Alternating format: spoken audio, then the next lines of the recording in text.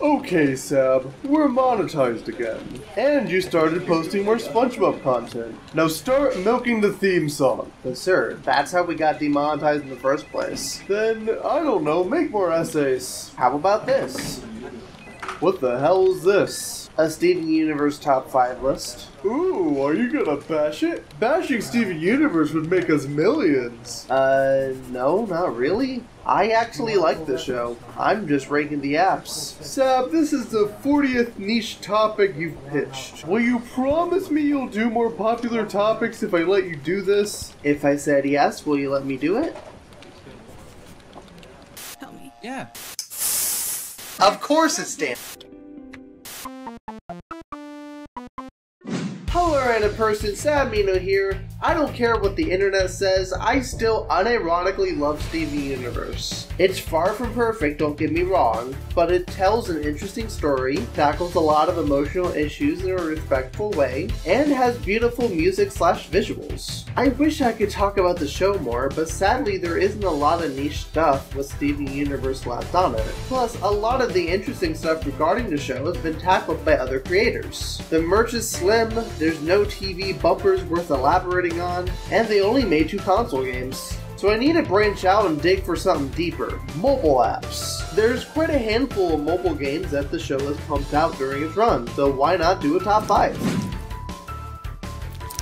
It's a top 5 cause, well, there's only 5 games. Before we begin, I unfortunately couldn't play every single one of these games, since literally all of them were taken off the App Store. Also, I'm not counting any crossover games. Sorry, CN Matchland. Let's warp into it. Number 5 is Soundtrack Attack. In this game, you play a corpse running away from homeworld through the power of music.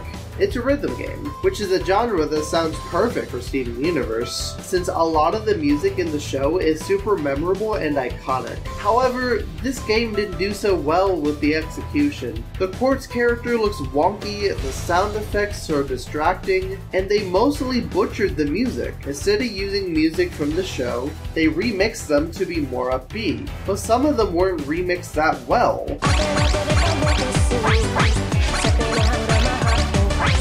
And it butchered the background music to the point where it's unrecognizable. I do enjoy that it's a combat system, but sadly that's the only real redeeming quality I can give it. If you want a good rhythm game with a combat system, I'd honestly recommend Muse Dash. Number 4 is Steven Universe Tap Together. This is a game where big-headed versions of the characters attack enemies via tapping. Yeah, you just tap the screen to kill enemies. As someone who's played it, it's just mindless fun. The art is cute, the combat system's cute, it's fun tapping with other players. What more can I say? Number 3 is Dreamland Arcade. It's a game where Steven passes out and dreams up his own arcade. You can play a bunch of mini games and win tickets to collect figures, and said figures can give you some cool stuff. Sadly, you can't get this game anymore, but people who've already downloaded it can still play. Like me. Honestly, a lot of these games are a ton of fun. From riding on Lion, collecting stuff with Peridot, a reskin of the Lion one just with Lapis, a ton of them are entertaining, and quite a few of them were surprisingly challenging. There's not much to do after 100%ing it, but it's a good way to kill time for weeks on end. And every now and again, if I need a time waster app, I'll go with this one. Number 2, The Phantom Fable. So most of these games have been time wasters. You might be asking, but where's the lore? Well, Phantom Fable has got you covered. It's a point-and-tap adventure game where Steven and Connie finds a book that sucks people into it. It's sucked up to crystal gems, so it's up to the 2 of them to get them out. I don't know the full story, but the little I've seen looks really cool. The concept looks interesting, the visuals are nice, even though Connie blankly stares into my soul, and the gameplay is simple yet effective. It honestly sucks that you can't play this one anymore, because I would have totally played this if I could.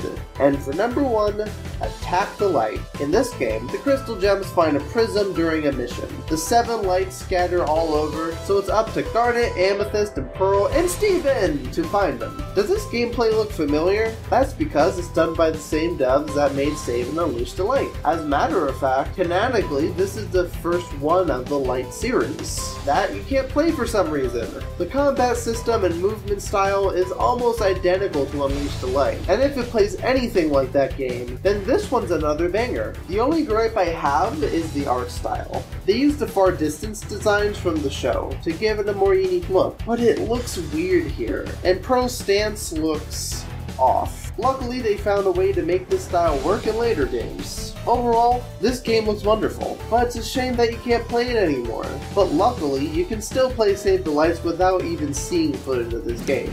And that was my top 5 Steven Universe apps. It honestly sucks that you literally can't play any of them anymore. A lot of them were pretty fun, and some of them I wish I played before they left. So as a moral for this video, appreciate what you have online, because you never know when it'll go like these games did. Which ones have you played? Which one would you play? Did you have a favorite? Comment below. And as always, it's all Sab from here.